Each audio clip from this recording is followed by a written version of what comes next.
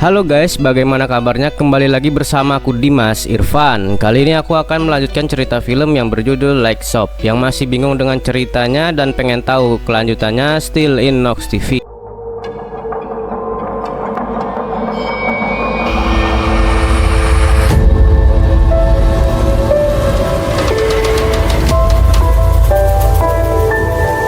Flashback dalam 1 bulan yang lalu, ada seseorang perempuan yang tinggal di sebuah apartemen ataupun sebuah rumah. Kebetulan perempuan ini mencurigai bahwa ada yang membutuhkan dia, sehingga perempuan ini merasakan ketakutan setiap malam. Dan kebetulan pada malam itu dia mendengar ada yang mengetuk-ngetuk pintu rumahnya secara paksa, sehingga dia mengira itu adalah si penguntit. Karena merasa penasaran, perempuan ini melihat keluar rumahnya, dan seketika perempuan ini langsung berteriak dan mengatakan kepada seseorang yang berada di luar itu untuk jangan mengganggu dia lagi karena dia sudah merasa muak banget kepada si penguntit. Namun tetap aja pintu rumah perempuan itu diketuk-ketuk hingga dia nggak sabaran lalu membuka pintu itu dan melihat keluar. Tapi setelah perempuan itu melihat keluar, tidak ada orang sama sekali di luar itu. Tapi ketika dia melihat ke pojok ruangan, dia melihat sesuatu dengan mata yang berwarna kuning. Lalu orang itu langsung berlari menuju ke perempuan itu hingga akhirnya dia terjatuh dan meninggal. Lalu inilah wajah si pelaku dan bermata kuning. Selanjutnya ada seseorang pemuda yang masuk ke dalam bus, sehingga dikira pemuda inilah yang membunuh perempuan tadi. Tak lama seorang polisi datang ke sana dan mencari pemuda tersebut. Polisi tadi menyuruh supir dan penumpang yang ada di sana untuk segera keluar. Dan dia mengatakan kepada pemuda yang bersembunyi di belakang tadi bahwa dia adalah pelakunya. Dan di dalam bus tiba-tiba aja ada perempuan yang dibunuh, namun hanya arwahnya aja. Dikira sama polisi itu bahwa si penguntit ini tadi takut karena melihat dia, tetapi tidak, karena dia melihat arwah perempuan tadi.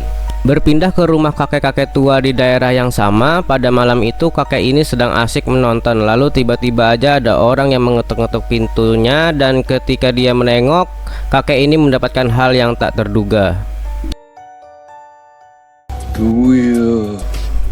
Keesokan harinya, polisi yang bernama Yang Sung Sik, dia mengecek hal yang terjadi kepada perempuan kemarin. Namun tiba-tiba aja kasusnya itu sudah ditutup dan dinyatakan perempuan ini meninggal gara-gara rumahnya kebakaran. Dan kebetulan juga dia melihat seseorang pria yang kebetulan saksi, sehingga dia penasaran dengan saksi tersebut karena dia merasakan ada hal yang aneh. Pada malam harinya dia pergi ke tempat si kakek tadi itu yang dikabarkan tiba-tiba saja meninggal. Dan tim forensik datang ke sana. Kakek itu dinyatakan meninggal gara-gara mengalami stroke. Namun Sung Sik ini merasakan ada hal yang aneh ketika dia mencek HP si kakek, bahwa si kakek sempat menghubungi keluarganya, dan juga dia mengecek TKP bahwa memang ada beberapa hal yang gak sinkron dengan beberapa hal yang dinyatakan tim forensik. Setelah dia mencoba mengecek HP si kakek, kakek tersebut sempat menghubungi anak dan cucunya sebelum dia meninggal, dan juga dia cek di TV-nya siaran apa yang diputar sama si kakek.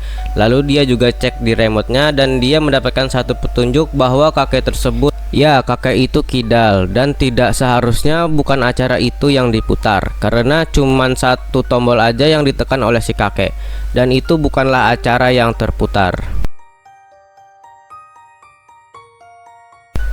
Setelah itu Sung Sik pulang sebentar ke rumahnya untuk menenangkan pikirannya dan mau makan. Lalu tiba-tiba aja dia teringat tentang istrinya. Kemungkinan istri Sung Sik itu sudah meninggal, dan kemungkinan pula pelakunya juga sama. Lalu dia teringat kebersamaan mereka berdua. Tapi kenyataannya dia harus tetap tinggal sendiri, bahkan mau masak pun dia mager banget, dan akhirnya dia cuma makan mie instan aja. Setelah itu dia balik lagi ke kantornya dan meminta bantuan sama rekannya untuk mencari tahu restoran Tionghoa yang berada di daerah rumah si kakek, karena dia merasa ada hal yang aneh dari sana. Lalu mulailah dia mengecek dari pagi sampai sore restoran yang sudah dia list. Tapi hingga sekarang dia belum menemukan restoran yang mencurigakan. Tapi Sung Sik tidak menyerah dan berusaha mencari restoran itu. Hingga pada akhirnya pada malam hari semua restoran udah dia cek tetapi nihil. Lalu setelah itu dia tibalah ke satu restoran, bukan restoran Tionghoa melainkan restoran Korea. Sehingga dia masuk ke restoran tersebut dan juga memesan makanan. Setelah dia perhatikan lokasi-lokasi itu dan terutama chefnya sedang memasak, dia teringat dan melihat suatu barang, sebuah kacamata yang digunakan oleh si saksi yang datang ke kantor polisi. Akhirnya inilah yang dia cari karena dia menduga saksi inilah pelakunya. Lalu tanpa basa-basi dia bertanya tentang kasus kematian si kakek. Ada hal yang janggal menurut dia. Dan dia lanjut bertanya, "Sepertinya lu kan pelakunya?" Karena di sini dia sudah menyelidiki dan sangat yakin banget bahwa pelakunya adalah pemilik restoran ini. Lalu pemilik restoran mengatakan bahwa dia nggak tahu apa-apa dan juga dia nggak paham apa yang disampaikan sama Sung-sik.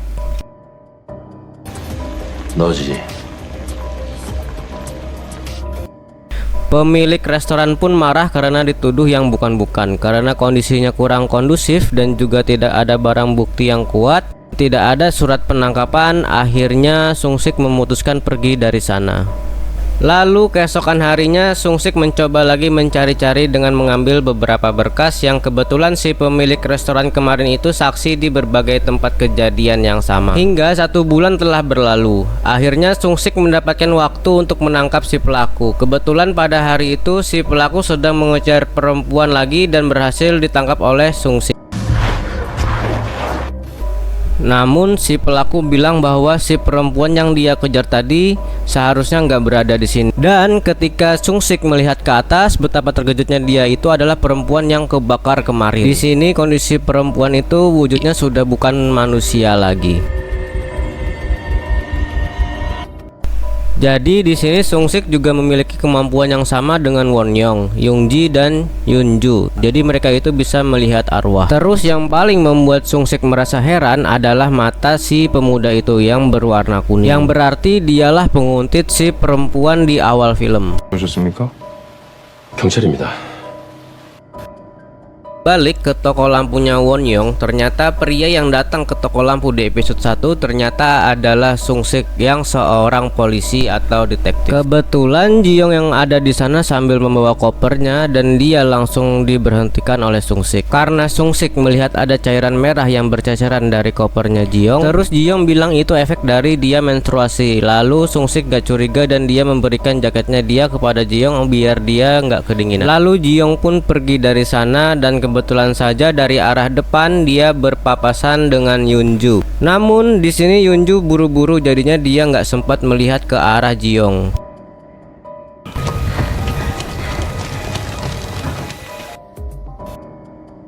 Dia mau membeli lampu lagi, mampirlah dia ke tempat Won-young. Namun di sana lagi ada tamu si detektif. Won-young menyuruh untuk pulang dulu, besok aja baru ke sana. Akhirnya Yun-ju pun pulang dan di sini Won-young bertanya kepada Sung-sik mengapa dia bisa tahu dan kenapa dia bisa tiba-tiba datang ke tempatnya Won-young. Sung-sik mengatakan dia sedang mencari pria yang usianya 30-an, tinggi 180, rambut pendek, penampilan yang biasa aja dan memiliki mata yang berwarna kuning. Namun ketika sedang mengobrol tiba-tiba aja matanya Sung-sik menjadi seperti ini dan Won-young pun merasa curiga.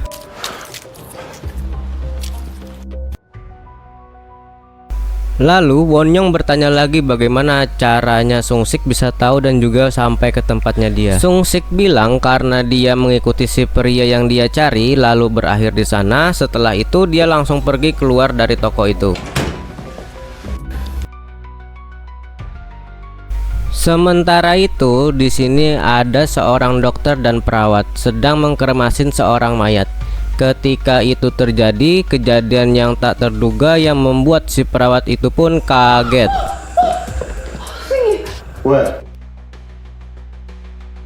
Dia langsung mengatakan kepada si dokter bahwa ternyata orang yang lagi mereka bungkus itu masih hidup. Terus dokter bilang itu cuman gas aja yang keluar dari orang tersebut, jadi jangan khawatir. Lalu mereka berdua menundukkan kepala karena sudah berburuk sangka kepada si mayat. Lalu mereka membungkus tubuhnya lagi. Ketika itu dokter itu bilang sama si suster setelah selesai dia pergi aja untuk pulang.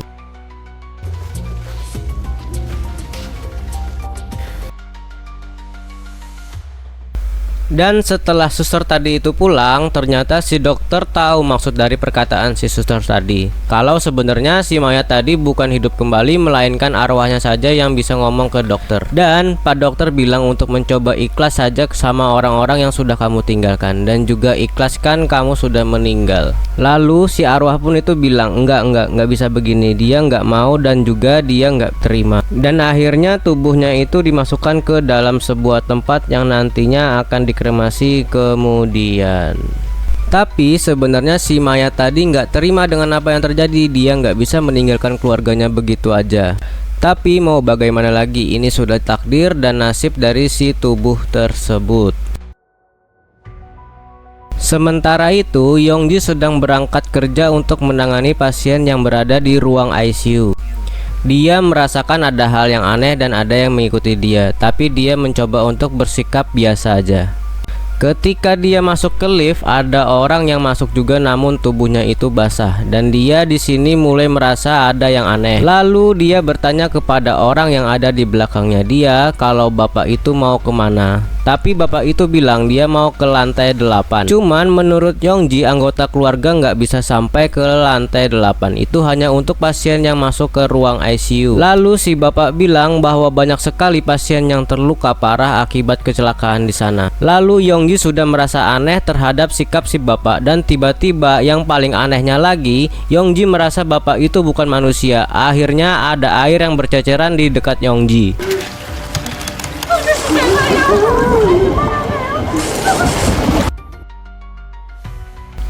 Si bapak tadi mengeluarkan jutsu air sehingga menyebabkan lift tadi hampir penuh dan membuat Yongji hampir aja tenggelam. Lalu tiba-tiba aja Yongji berteriak. Ketika dia terbangun dan membuka matanya, keadaan sudah kembali normal dan si bapak tadi sudah menghilang.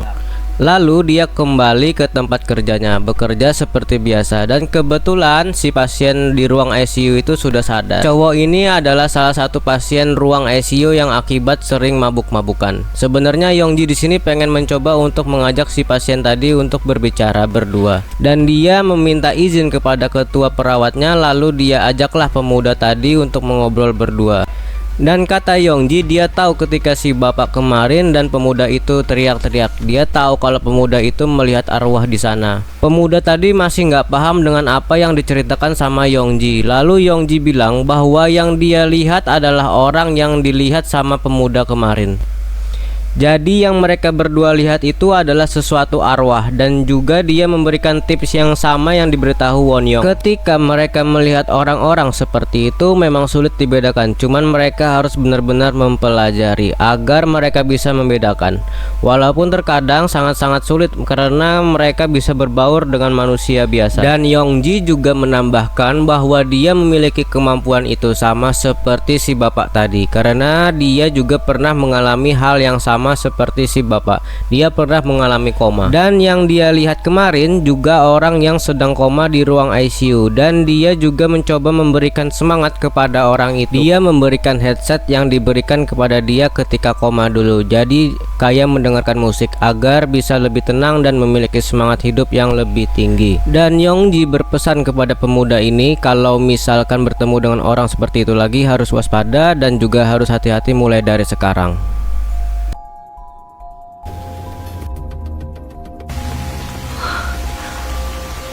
어제 봤지?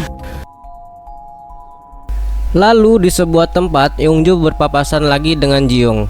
Lalu di sini Jiyoung nanya, Yunji ini mau kemana? Dia bilang mau ke toko lampu. Dan kenapa Yunju ini sering banget membeli lampu? Dia bilang dia disuruh emaknya. Sebenarnya Yunju tahu perempuan ini tuh bukan manusia, dan dia sudah mulai ketakutan dan buru-buru langsung kabur dari sana. Tapi setelah itu dia berjumpa lagi dengan orang yang bukan manusia juga, yang kemarin mencari-cari anjing, yang kemarin datang ke tokonya Won-young. Awalnya Yunju kira dia itu manusia biasa, tetapi ketika dia hidupkan senter yang dikasih sama Won-young, dia akhirnya sadar dan juga tahu bahwa orang yang sedang ngobrol sama dia itu bukanlah manusia biasa. Akhirnya di sini tuh Yunju gemetaran dan langsung berlari. Dia langsung pulang ke rumahnya dan buru-buru ke tempat ibunya karena dia sudah sangat ketakutan. Setelah dia sampai ke rumahnya, dia bertemu dengan ibunya. Tetapi ada yang aneh dengan ibunya. Ketika Yunju bilang nggak jadi membeli lampu karena ada sesuatu hal di toko itu dan meminta maaf ke ibunya, cuman ibunya nggak merespon katanya Yunju. Lalu dipeluklah ibunya dan ibunya pun memeluk balik Yunju. Dan ternyata yang perlu kalian tahu, pasien si dokter tadi yang di kamar mayat itu adalah ibunya Yunju. Dan di sini Yunju nggak tahu kalau ibunya sudah meninggal, bahkan arwah ibunya sendiri nggak tega bilang ke Yunju bahwa dia itu sudah nggak ada. Dan dari luar, Ji-young memperhatikan ke dalam rumah Yunju. Dia sudah mengincar karena ada ibunya Yunju di situ, jadi dia nggak bisa melakukannya. Dan ternyata orang-orang yang datang ke toko lampunya Wonjong itu adalah pasien-pasien di ruang ICU. Dan yang membuat kagetnya ternyata Ji-eung, Yun-min, Sun-hye, dan bahkan Sung-sik juga berada di ruang ICU. Tetapi mereka ini tidak meninggal. Dan film pun selesai.